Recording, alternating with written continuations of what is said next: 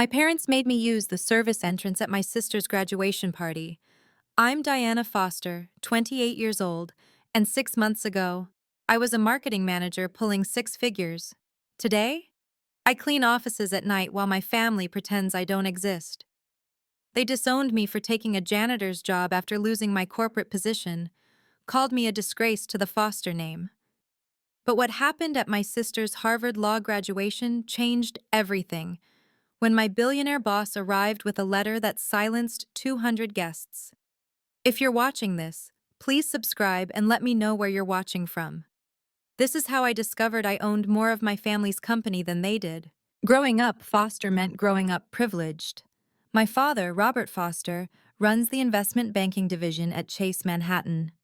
My mother, Margaret, is a senior partner at Whitman and Associates, one of New York's most prestigious law firms. Our brownstone on the Upper East Side had been featured in Architectural Digest twice. I'd followed the script perfectly: Columbia undergraduate, Wharton MBA, then straight into a marketing director role at a Fortune 500 company. My parents displayed my achievements like trophies at their country club dinners. Our Diana, they'd say, fingers wrapped around crystal champagne flutes, youngest marketing director in her company's history. The Hermes bags in my mother's closet were worth more than most people's cars. My father's Patek Philippe collection sat in a climate-controlled safe. These weren't just possessions, they were proof of our position in their world. Then came the merger. Restructuring, they called it. Redundancy elimination. One Friday afternoon, I was clearing six figures. By Monday morning, I was clearing out my office. I wasn't worried at first. With my resume, finding another position would be simple. My parents assured their friends it was just a temporary setback. Diana's fielding multiple offers, my mother told her book club, though she'd never asked me about my search. But the market had shifted. Every position had hundreds of applicants. Overqualified, they said. Too senior for junior roles, too junior for senior ones. After 3 months, my savings were depleting. After 4, I was behind on rent. That's when I made the decision that would cost me my family. Instead of asking my parents for help, knowing it would come with strings that would strangle me, I applied for a job I knew I could get. Night janitor at Wellington Industries. The pay was honest. The work was harder than any PowerPoint presentation I'd ever delivered. I called my parents on a Tuesday evening. I could hear Vivaldi playing in the background, their dinner party soundtrack. "I found a job," I said. Finally. My mother's relief was palpable. "Which firm? I hope you negotiated properly this time." "It's at Wellington Industries." "Marcus Wellington's company?" My father's voice brightened. "Excellent, what's the position?" "Facilities maintenance, night shift." The music stopped. I heard my mother's wine glass hit the marble counter. "You're joking," she said. "It's honest work. The pay covers my bills." "You're throwing away your education to scrub toilets?" My father's voice had that dangerous, quiet tone I remembered from childhood. "I'm surviving, Dad. Isn't that what you always taught me? To be self-sufficient?" "Not like this." The quiet shattered. "What will people at the country club think? My daughter, a janitor? Your daughter who's paying her own rent." "You're doing this to spite us," my mother accused. "This is about that argument at Thanksgiving, isn't it?" It wasn't. But explaining dignity to people who measured worth in stock portfolios seemed pointless. "I start Monday," I said. "Then don't bother coming to Sunday dinner. Or any dinner." The line went dead.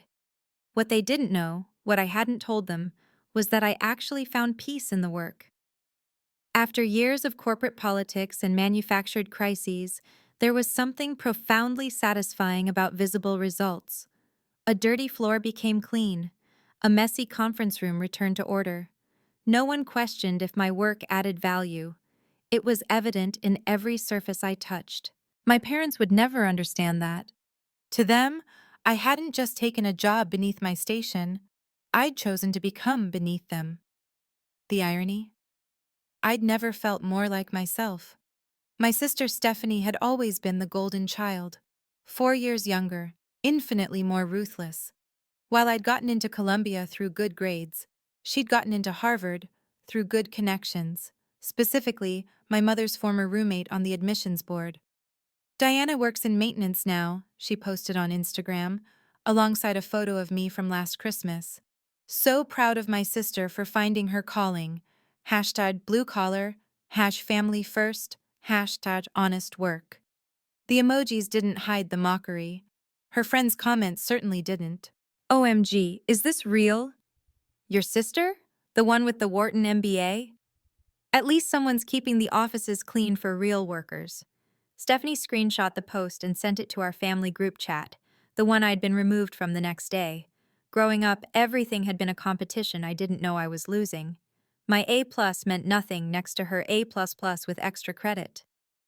My acceptance to Columbia was overshadowed by her early admission to Harvard. When I landed my marketing director role, she announced her law review position the same day. Stephanie understands ambition, my mother would say. She's going places. The implication was clear, I wasn't. But here's what they didn't see. Stephanie's ambition was entirely dependent on our parents' resources. Her internships came through Dad's connections. Her apartment near Harvard? Mom's investment property. Her designer wardrobe for interviews?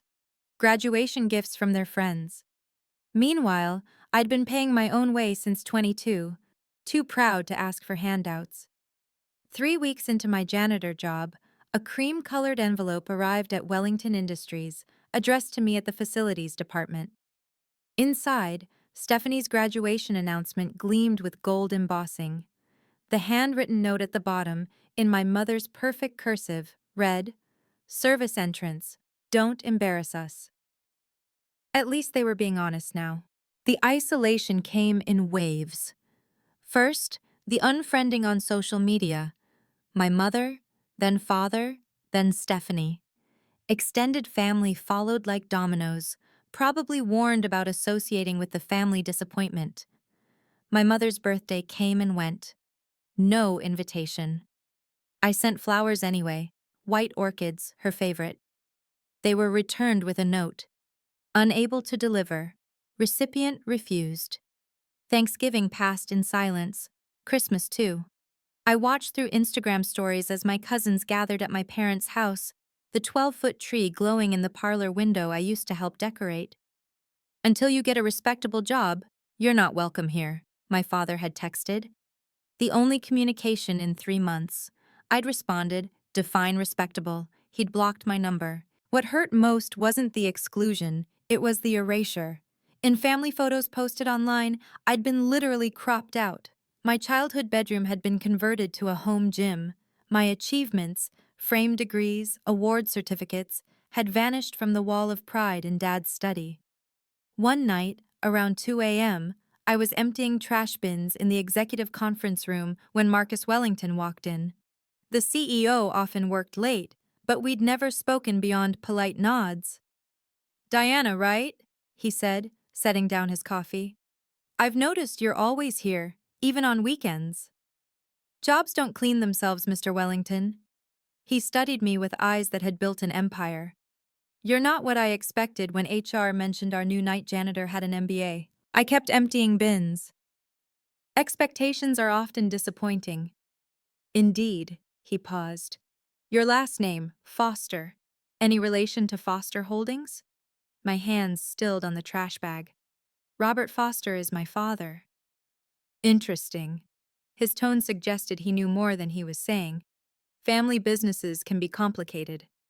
If only he knew how complicated. Marcus Wellington started staying later, always appearing when I cleaned the executive floor. Our conversations began simply: weather, news, the Knicks' losing streak. Then they evolved. "Why not ask your family for a position at Foster Holdings?" he asked one night, watching me polish the conference table. "They made it clear I'm not worthy of the Foster name anymore." "Because you took this job?" "Because I didn't beg them for help. Because I chose dignity over degradation." He nodded slowly. "Real worth isn't measured by job titles, Diana. Tell that to my parents. I'd rather show them." The comment hung in the air, unexplained.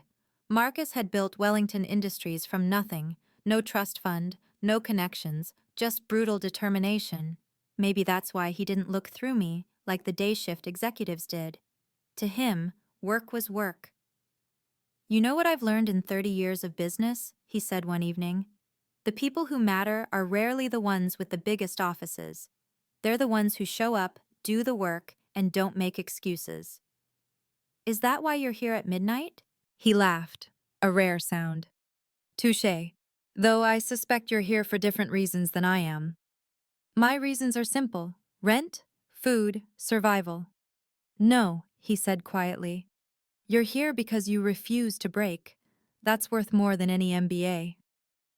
2 weeks before Stephanie's graduation, he asked about my family again. Your father runs Foster Holdings? Technically, my grandfather founded it. Dad inherited the leadership. Not the whole company? I wouldn't know. I've been erased from family history, remember? Marcus smiled, the kind of smile that preceded hostile takeovers. History has a way of correcting itself, Diana. Sometimes it just needs the right documentation. I should have paid more attention to that comment. The invitation arrived on a Thursday, delivered to Wellington Industries by courier. Not mail, courier. My parents wanted to ensure I received their message. Stephanie's Harvard Law graduation, the Four Seasons ballroom, cocktails at 6, dinner at 7. The cardstock was so thick it could cut glass. A post-it note in my mother's handwriting was attached. If you must come, use the service entrance. Don't embarrass us in front of our guests. Dress appropriately. Dress appropriately. From the woman who'd bought me my first Chanel suit. I found Marcus in his office that night, mentioned the invitation while emptying his wastebasket. Your sister's graduation? He looked up from his laptop. You're going? She's still my sister, despite everything, even though they want you to use the service entrance? Especially because of that. I straightened his already perfect desk blotter. Someone needs to remember who I really am, even if they've forgotten. Marcus leaned back in his chair, that strategic smile returning. What date is this event? Next Saturday, the 15th. Interesting. I believe I have an opening in my schedule. It's a family event, Mr. Wellington. Oh, I wouldn't miss it. He pulled out his phone, typed something quickly. Diana, do you trust me? Strange question from a billionaire to his janitor. You've been kinder to me than my own family. That's not an answer. Yes, I trust you. Good. Wear something you feel powerful in, not appropriate, powerful. Mr. Wellington, Marcus, and Diana, whatever happens next Saturday, remember that your worth was never theirs to define. I left his office with an uneasy feeling. Marcus Wellington didn't attend events without a purpose, and his purposes usually involved someone losing everything they thought was theirs. If you've ever been judged by your family for your choices, you're not alone. Drop a comment sharing your experience, and please hit that like button if you believe honest work deserves respect, no matter what it is. Let's continue. The Four Seasons lobby gleamed with the kind of aggressive luxury that whispered old money. Crystal chandeliers cast rainbow fragments across marble floors. I wore my only remaining designer dress, a simple black Diane von Furstenberg from my corporate days. Powerful, like Marcus had suggested. The security guard checked his list twice. Diana Foster? Yes. He made a call, nodded, then pointed to a discreet door. Service entrance is through there, down the hall, past the kitchen. I walked through the loading dock, past the dumpsters, through a kitchen where servers prepped champagne towers. They glanced at my dress, confused. Not staff, but using staff doors. You here for the Foster party? A server asked. I'm a Foster, her eyes widened with pity. The ballroom erupted with laughter as I entered through the back. 200 guests in designer gowns and bespoke suits. Partners from my mother's firm, executives from my father's bank. Clients of Foster Holdings worth millions. I recognized half of them. None acknowledged me. My parents stood near the stage, my father in Tom Ford, my mother in Oscar de la Renta. Stephanie held court in white Vera Wang, her graduation gown traded for something that cost more than I made in 3 months. I found a corner, became invisible. It was easier than expected. I'd become an expert at not being seen. Then Stephanie's voice rang out over the microphone. "Oh my God, everyone! My sister, the janitor, actually came!" Her laugh tinkled like breaking glass. "Diana, don't hide. Come say hello." 200 faces turned. The room fell silent except for the soft clink of champagne flutes and someone's horrified whisper. She really became a janitor? My father stood up, his face the color of expensive Bordeaux. "You're an embarrassment," my father said, his voice carrying across the ballroom. "We gave you every opportunity, every advantage, and you chose this?" "I chose to work, Dad." "You chose to humiliate us." My mother stood beside him, her voice sharp as her cheekbones. "Do you know what people say? The foster girl cleans toilets now. Is that what you wanted? To destroy our reputation?" "Your reputation was never mine to destroy." "You ungrateful." My mother caught herself, remembered the audience. "We're removing you from the will tonight. Official documents are already drawn up." She gestured to a man I recognized, Thompson, their estate attorney. He held a folder, looked uncomfortable. "Since you've chosen to disgrace our name," my father announced, "you're no longer our daughter. Stephanie will inherit everything. The company, the properties, the trusts, everything." Stephanie smirked from the stage, raising her champagne. "To new beginnings!"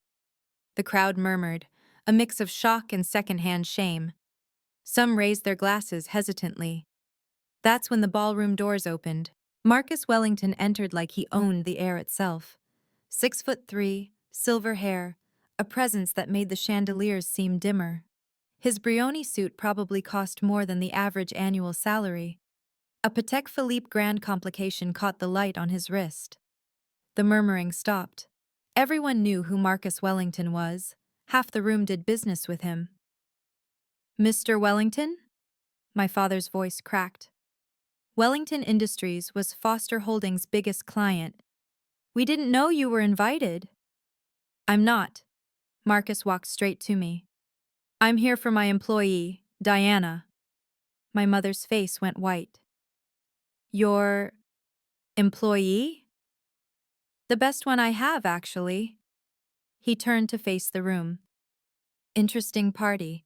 Are you always this welcoming to family?" The room shifted like a tide. Marcus Wellington's presence changed everything. Conversations died, phone cameras lowered. This wasn't just family drama anymore. This was business. "Mr. Wellington!" My father rushed forward, extending his hand. "What a pleasant surprise! I didn't realize you knew Diana." Marcus ignored the hand. "I make it a point to know all my employees, especially the exceptional ones." "She's going through a phase," my mother interjected, her court voice slipping. "We're trying to motivate her to do better." "Better?" Marcus's eyebrow arched. "Better than arriving at 10 p.m. every night and leaving at 6 a.m.? Better than never missing a shift in 6 months?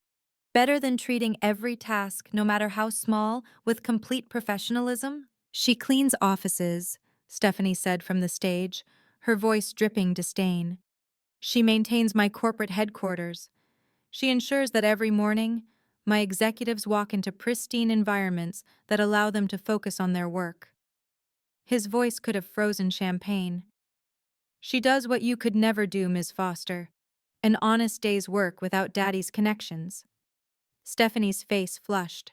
Several guests pulled out phones, but not to record, to text. Marcus Wellington defending a janitor against the Foster family? This would be on every Manhattan gossip circuit by midnight. "We had no idea she worked for you directly," my father stammered. "Interesting how you define better, Mr. Foster." Marcus's tone could have cut glass. "Is better having your daughter beg for handouts? Or perhaps better means keeping her under your thumb with financial manipulation?" "Now wait a minute." "No, you wait." Marcus pulled out his phone. "Mr. Grant?" "Yes, please come in now." Through the main entrance, not the service door, walked Thomas Grant, senior partner at Grant & Associates. 72 years old, gray-suited, carrying a leather portfolio that looked older than me. My father's face went from red to white. Tom Grant? What are you doing here? Grant had been my grandfather's lawyer for 40 years. After Grandpa died, my father had tried to fire him, but Grant retained certain authorities over the estate that couldn't be revoked. Hello, Robert. Grant's voice was steady as granite. Margaret, I'm here on official business regarding the Foster Family Trust. What trust? My mother's voice pitched higher. Robert inherited everything when his father died. He inherited what he was meant to see. Grant set his portfolio on the nearest table. But there were other provisions, sealed provisions.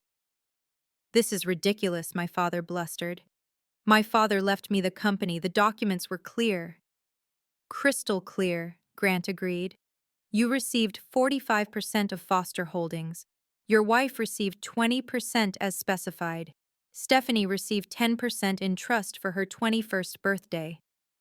That's 75%, someone in the crowd whispered.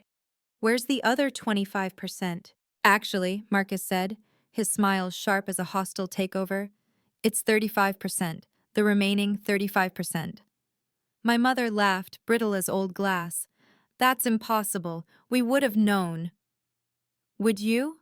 Grant opened his portfolio, pulled out a sealed envelope. This was to be opened when Diana turned 25, or in the event of a family crisis. Being publicly disowned and disinherited certainly qualifies.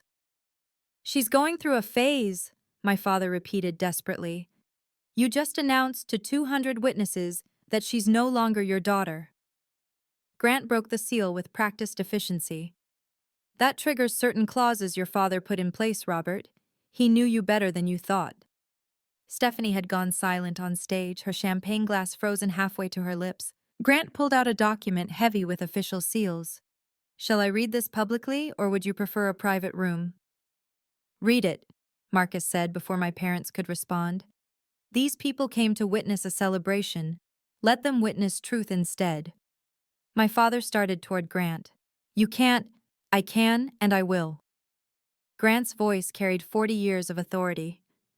It's my fiduciary duty. He cleared his throat. The room was so quiet I could hear the champagne bubbles dying. The last will and testament of William Foster with amendments, executed 30 years ago, updated 25 years ago, 3 years before his death. 30 years? My mother's voice was barely a whisper. But Diana is only 28. Yes. William planned ahead. Grant adjusted his glasses.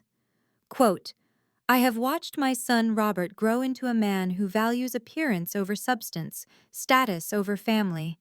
I fear for any children he may have. My father's face was purple now. My father would never. Your father did, Grant continued. Therefore, I establish an irrevocable trust. 35% of Foster Holdings will be held in trust for my first grandchild, to be revealed upon their 25th birthday or upon facing family crisis. First grandchild, Stephanie said faintly. That's Diana. Marcus's smile could have launched 1,000 lawsuits. Your sister, the janitor. Grant wasn't finished. This trust shall remain secret until activated. If my son proves worthy, if he raises his children with love regardless of their choices, it need never be revealed. But if he disowns, disinherits, or publicly humiliates his child for choosing their own path. He paused, looked directly at my father. Then that child immediately gains full voting control of their shares, superseding all other shareholders in matters of company governance. The silence was deafening. Then someone whispered, 35%. She's the largest shareholder. My legs felt weak. 35% of Foster Holdings, worth approximately $50 million. This is fraud, Stephanie shrieked from the stage. Diana manipulated Grandpa. She must have. Diana was 3 years old when this trust was created, Grant said mildly. Rather difficult to manipulate anyone at that age. Then it's fake. Test the documents. They've been authenticated by 3 independent firms, Grant replied. Copies have been filed with the SEC for the past 3 years, as required by law. Your grandfather was nothing if not thorough. Marcus stepped forward. I knew about the trust 6 months ago, public filings, for anyone who bothered to look. That's why I made sure Diana's job application was approved. I stared at him. You knew? I investigated Foster Holdings before you applied. Imagine my surprise finding a hidden trust for a foster heir who wasn't even listed on the family website anymore. He turned to my parents. You erased her from everything, but you can't erase legal documents. You hired her to embarrass us, my father accused. I hired her because she walked into my building at 10 p.m., desperate for work, any work, and never once mentioned her family name. Do you know how rare that is? Real integrity? But the trust, my mother said desperately, there must be conditions. There are. Grant pulled out another page. The beneficiary gains voting control only if publicly rejected by the family. Otherwise, shares remain non-voting until the beneficiary's 40th birthday. So if we hadn't, my father couldn't finish. If you hadn't disowned her tonight, in front of 200 witnesses, she would have had wealth, but no power. Marcus's laugh was sharp. Your cruelty was your downfall. Stephanie threw her champagne glass. It shattered against the wall, champagne sliding down like tears. I'm supposed to inherit everything. I'm the one who went to Harvard. Sometimes the people who should support us the most become our biggest critics. If this story resonates with you, please share it with someone who needs to hear that their worth isn't defined by others' opinions. Subscribe and ring the bell so you don't miss what happens next. Grant pulled out one final envelope.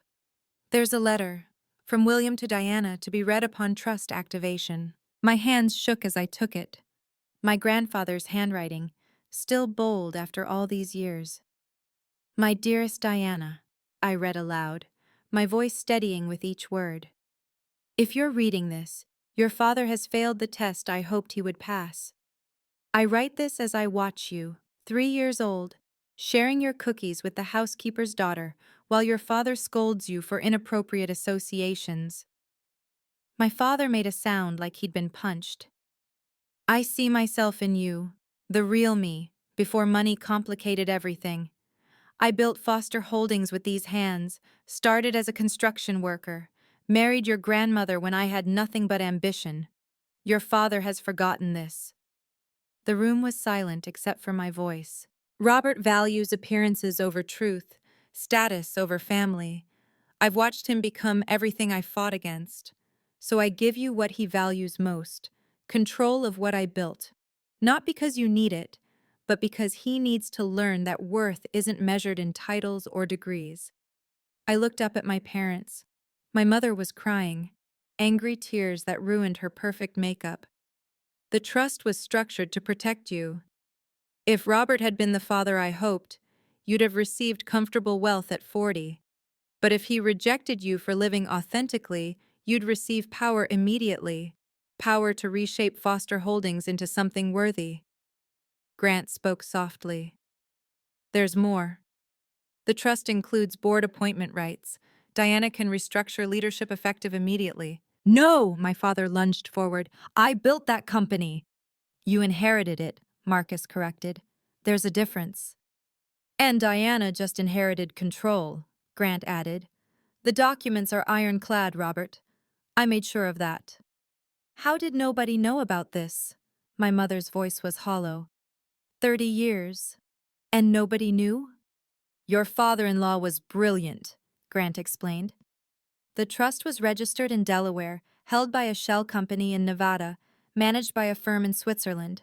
All legal, all reported, but unless you knew where to look. You knew, my father accused Grant. All these years you knew. I was bound by attorney-client privilege. William was my client, not you. Grant's voice held no apology.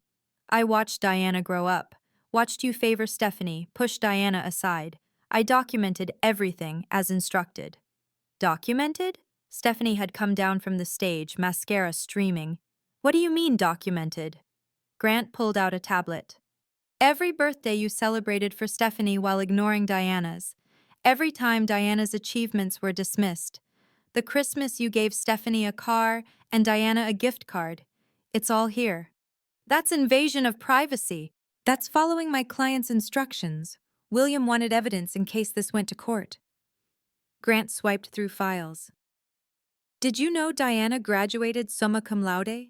You didn't attend the ceremony. Too busy with Stephanie's high school play. I hadn't known anyone noticed that. Mr. Wellington, my father turned desperately to Marcus. Surely we can discuss this. You're our biggest client. Was. Marcus's correction was swift. Wellington Industries will be reviewing all contracts. It seems I need to diversify my partnerships. The threat was clear. Without Wellington Industries, Foster Holdings would lose 30% of its revenue. Diana, my mother tried, her voice switching to the honey tone she used in court. Sweetheart, we can work this out. You don't want to destroy your family's legacy. I don't want to destroy anything, I said quietly. I just wanted to be enough. Grant pulled out another letter, this one addressed to Robert. William left you a letter too, to be read if the trust activated. My father snatched it, read it silently. His face went from purple to white to gray. Read it aloud, someone called from the crowd. We all witnessed the disowning. We should witness this too. My father's hands shook. I won't. Then I will. Grant took the letter back. Robert, if you're reading this, you've failed as a father. I gave you everything, education, connections, wealth, but I couldn't give you empathy. You've become the kind of man who measures worth in dollars, not character. Each word was a public execution of my father's pride. Diana has my spirit. I saw it when she was 3, giving away her toys to children who had less. You scolded her for that. That's when I knew I had to protect her from you. Protect her? My father's voice cracked. I gave her everything. You gave her things, Grant corrected. Your father gave her security you couldn't take away. Grant continued reading. The trust wasn't about money, Robert. It was about power. The power to stand up to you. The power to choose her own path. The power to be free from your conditional love. Our love wasn't conditional, my mother protested. You literally just disowned her for being a janitor, someone in the crowd muttered. Grant wasn't finished. I structured this trust to give you every opportunity to be better. 22 years to prove you could love your daughter unconditionally. You failed. Now Diana has what you value most, control. Perhaps losing it will teach you what really matters. The letter ended with, I hope someday you understand that I did this from love, for both of you. This is fake! My father's desperation had turned rabid. I'll contest this in court. I have lawyers. You have lawyers, Grant agreed. I have documents filed with the SEC 3 years ago. Which do you think carries more weight? Margaret, my father turned to my mother. Tell them, you're a lawyer. My mother was scanning the documents with professional eyes. Her face told the story. They were real. The notarization is authentic, she said quietly. The SEC filings, Robert, these are real. Then we'll claim undue influence, mental incapacity. Your father updated this trust 3 years before his death, Grant said patiently, during which time he negotiated the Hartman merger, expanded into 3 states, and played tennis twice a week. Good luck proving incapacity. Marcus pulled out his phone. I can have my legal team here in 20 minutes if you'd like to escalate this, Robert. Fair warning, they've never lost a case. You planned this, Stephanie accused me. You took that janitor job to humiliate us. I took that job to pay rent, I said. You humiliated yourselves. This isn't over, my father snarled. I'll destroy you. With what? Marcus asked mildly. Diana owns 35% of your company. You own 45%, but that's split between you and your wife. She can block any major decision or ally with minority shareholders to outvote you entirely. The math was simple and devastating. Several board members are here tonight, Grant observed. Perhaps they have opinions about recent leadership. Harold Morrison, a board member I'd known since childhood, stepped forward. Robert, we've been concerned about your decisions lately. The Mitchell deal, the overhead increases. You're staging a coup. No, I said quietly. I'm just standing up. For the first time in my life, I'm just standing up. Marcus commanded the room's attention with a simple gesture. I should clarify something. I didn't hire Diana out of charity or to embarrass anyone. I hired her because I investigate everyone connected to my business partners. You investigated my daughter? My father's outrage rang hollow.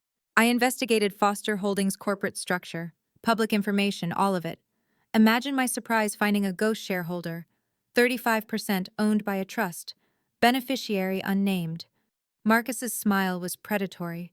It took my team 3 days to trace it to Diana. You knew before you hired me? I stared at him. I knew you were entitled to significant wealth.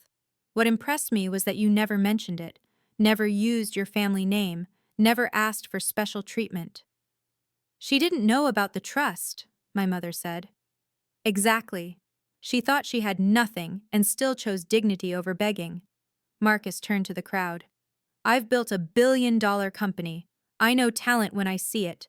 Diana Fraser has more potential than any MBA I've hired. She's a janitor! Stephanie's voice was shrill.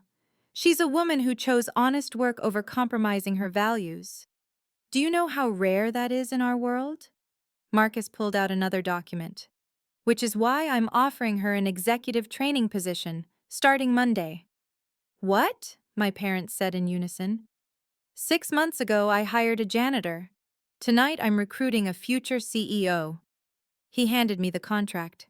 Your grandfather built Foster Holdings from nothing. You could do the same with your division of Wellington Industries. The salary was 7 figures.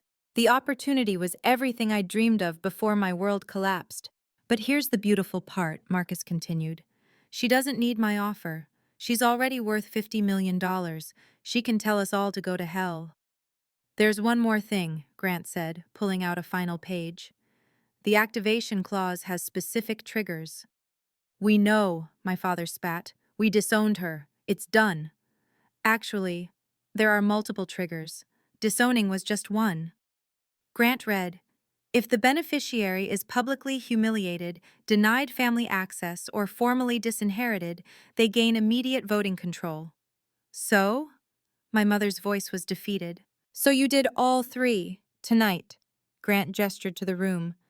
200 witnesses heard you disown her. You made her use the service entrance, public humiliation.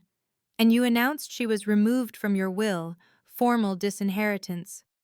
Triple activation, Marcus said admiringly. Your father was thorough. But there's more, Grant continued. Each trigger adds privileges. 1 trigger, voting control. 2 triggers, board appointment rights. 3 triggers. He paused for effect. Full liquidation rights. Diana can force the sale of Foster Holdings if she chooses. The room exploded. Board members shouting, my parents screaming, Stephanie sobbing. 200 of New York's elite witnessing the complete destruction of the Foster family empire. Quiet! Marcus's voice cut through the chaos. Diana hasn't decided anything yet. All eyes turned to me. The janitor, the disgrace, the forgotten daughter, now the most powerful person in the room. Mr. Grant, I said quietly, are there any conditions on these rights? Anything that could reverse them? None. Your grandfather made sure of that. Once activated, the transfer is permanent and irrevocable. And if they contest, they'll lose and pay your legal fees. I looked at my parents, my father, who'd built his identity on controlling others, my mother, who'd measured love in achievements, Stephanie, who'd never questioned why she was the favorite. You have 10 seconds to convince me not to liquidate, I said. The silence was deafening. 10, I counted. 9, 8. Diana, please! My mother's courtroom composure shattered. We're your parents! 7, 6.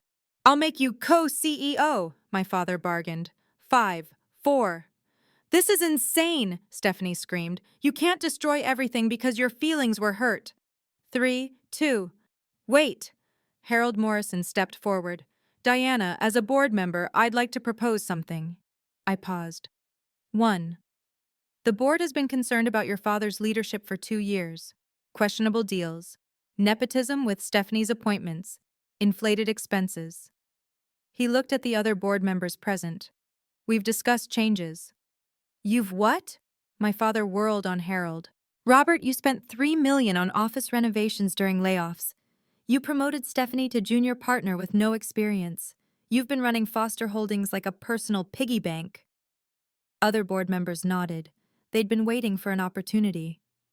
Diana, Harold continued, with your 35%, you're our largest single shareholder.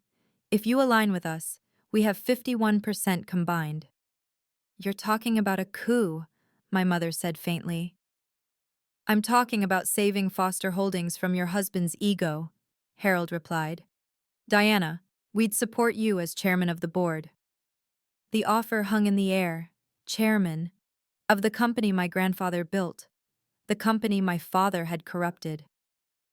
Interesting, I said, but I have conditions. Name them. First, my father steps down as CEO within 30 days. Agreed. Second, Stephanie starts at entry level. No nepotism. Of course. Third, we implement a foundation for supporting workers' education, named after my grandfather. Done. And fourth, I looked directly at my parents.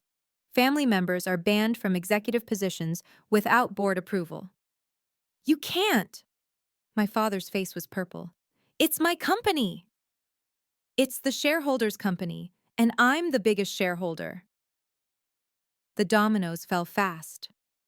Harold Morrison called an emergency board meeting right there, using the hotel's business center. 7 of 9 board members were present. All voted to accept my conditions. This is illegal, my father raged. You need proper notice. Emergency provisions, Robert, Harold said. You wrote them yourself, remember?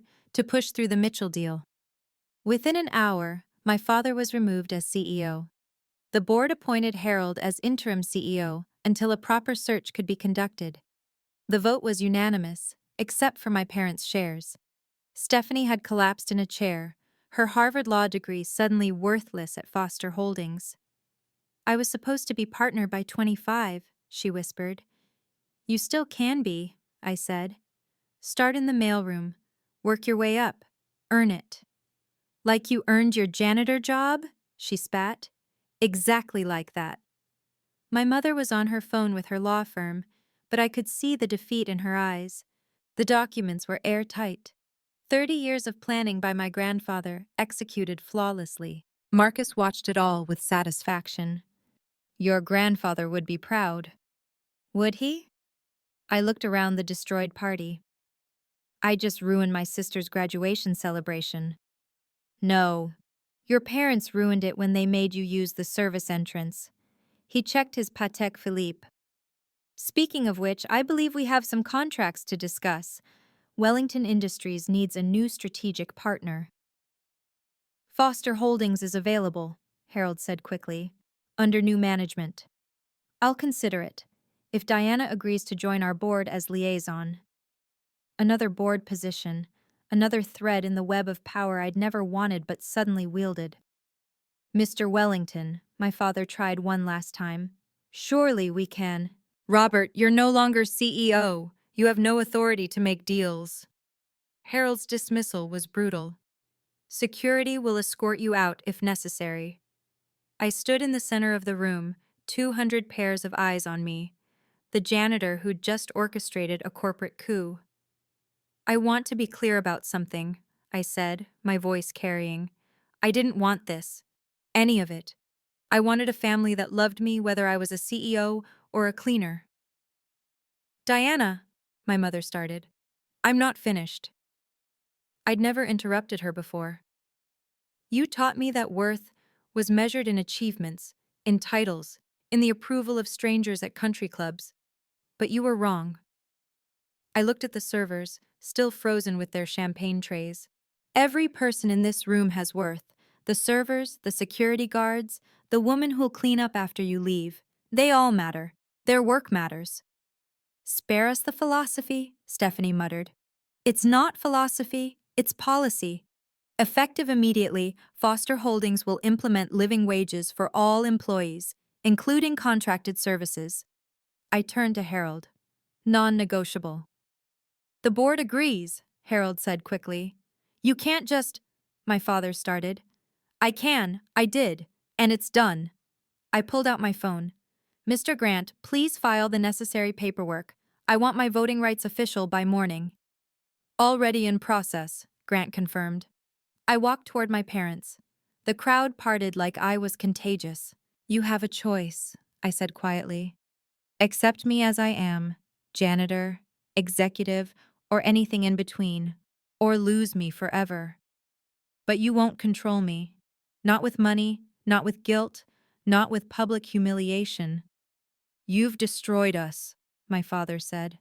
No, I've set boundaries. Something I should have done years ago. I turned to Marcus. I'll take that position at Wellington Industries, but I'm keeping one night shift a week at janitorial. Why? He asked, genuinely curious. To remember where I came from, and where I'm going. Diana, wait. My mother's voice broke. Let's discuss this privately, please. Like when you privately removed me from family photos, or privately told everyone I was an embarrassment? You're still our daughter, she tried. Am I? 5 minutes ago you disowned me in front of everyone. I gestured to the crowd. They all heard it. We were emotional, my father said, his CEO voice replaced with something desperate. You have to understand the shock. The shock of what? That the daughter you threw away had value you couldn't see? Stephanie stood up, mascara streaking her cheeks. This is insane. I worked my entire life for this company. No, you were handed positions you didn't earn. There's a difference. I faced her. You want to work for Foster Holdings? Prove you deserve it. I have a Harvard law degree. So do half the lawyers in Manhattan. What makes you special besides your last name? She couldn't answer. I'll see you all at Monday's board meeting, I said. Oh, and Stephanie, my office does need cleaning, janitor's wages, night shift. You start Tuesday if you want to prove you're serious about earning your place. You're joking. I'm offering you the same opportunity I had, honest work, take it or leave it. My parents looked at each other, 28 years of manipulation crumbling in one night. Diana, my father tried once more. The family legacy, grandfather's legacy, which he left to me because he knew you'd corrupt it. I pulled out the letter he'd written me. He built Foster Holdings with calloused hands. You've run it with manicured ones. Maybe it's time Foster Holdings remembered what actual work looks like. Harold Morrison applauded. Others joined. The sound echoed off crystal chandeliers, the elite of New York applauding a janitor. Before I leave, I announced, there are some immediate changes. The room fell silent again. Every service worker here tonight, servers, security, cleaning staff, gets a $1,000 bonus for witnessing my family's treatment of workers. I looked at Harold. Bill it to my father's expense account. You can't use company funds for… my father started. Check the bylaws, Robert, Harold said. The chairman has discretionary spending authority up to $50,000. Diana's well within her rights. I walked to the server who'd pitied me earlier. What's your name? Maria. Maria, have you ever been made to feel less than because of your job? Every day. Not at Foster Holdings, not anymore. I turned to the room. Anyone who treats service staff as inferior will be terminated. Executive or janitor, we all deserve respect. This is revenge, my mother said. This is justice. You taught me the difference, remember? All those law books you made me read? I smiled. I learned well. Marcus stepped beside me. Wellington Industries will match that policy, effective immediately. You're both insane, Stephanie said. You can't run businesses based on feelings. Watch us, Marcus replied. My company's worth $2 billion. I think I know what works. Diana, my mother tried one last time. If you do this, We can never go back. Go back to what? To you being ashamed of me? To Dad controlling me with money? To Stephanie getting everything while I got crumbs? I shook my head. I don't want to go back. I want to go forward. Then we'll see you in court, my father threatened. Try it. Grant has 30 years of documentation. Every slight, every insult, every time you chose Stephanie over me. How do you think that'll play in the Times? Marcus and I left together, Grant following with his portfolio of documents. The crowd parted, some recording, others whispering. Tomorrow, this would be everywhere. Your car is waiting, Mr. Wellington, the valet said. We'll take Diana's, Marcus said. I don't have a car. I take the subway. Then we'll take the subway. The Billionaire CEO smiled. I haven't ridden it in 20 years. Grant handed me a leather folder. Everything you need: voting certificates, board appointments, financial statements. Your grandfather also left you his personal effects, photos, letters, his original business plan written on a napkin. He really started with nothing? Less than nothing. He owed money to everyone. Grant smiled. But he had something your father never understood: humility. He never forgot being poor. And now I own his company. 35% of it, worth approximately $50 million at current valuations. $50 million. 6 months ago, I was behind on rent. Now I could buy my parents' brownstone 10 times over. And it's the end. What will you do? Marcus asked as we walked toward the subway. Learn, build, prove that grandfather was right to trust me. I paused. And keep cleaning your offices 1 night a week. Really? Really. It keeps me grounded. Literally. I smiled. Plus, I like the peace. No one bothers you at 2 a.m. Your parents will fight this. Let them, they'll lose. Your sister? She'll either learn humility or learn nothing. Her choice. We descended into the subway station, a billionaire and a millionaire janitor, while above us, my family's world collapsed. You know what the ironic part is? I said as we waited for the train. What? They spent my whole life telling me I wasn't enough. Turns out I owned the ground they stood on. 6 months later, I stood in the same Four Seasons ballroom, this time for Foster Holdings' annual shareholder meeting. I wore the same black dress, now with a Wellington Industries badge and a chairman's pin. My father sat in the back, a regular shareholder now. My mother beside him, their marriage strained but surviving. Stephanie was notably absent. She'd lasted 3 weeks as a janitor before quitting. The company's value has increased 30% under new leadership, Harold reported. Our employee satisfaction scores are the highest in company history. Because we treat everyone with dignity, I added. After the meeting, my parents approached. They'd aged years in months. Diana, my mother said quietly, could we talk? We are talking. I mean, as a family? We were never a family. We were a hierarchy. I was just too young to see it. We're sorry, my father said. The words cost him everything. I believe you. But sorry doesn't erase 28 years. I pulled out a business card. This is my therapist. When you've done the work, really done it, call me. That could take years, my mother protested. Then it takes years. I waited 28 for you to see my worth. You can wait for forgiveness. Marcus found me later, cleaning his office. I still did it every Thursday night. Any regrets? He asked. None. You? Only that I didn't hire you sooner. He paused. Your grandfather would be proud. I hope so. I emptied his trash, the same motion I'd done hundreds of times. He knew what my parents never learned. There's dignity in all work. And worth in all people. Exactly, I smiled. Even janitors.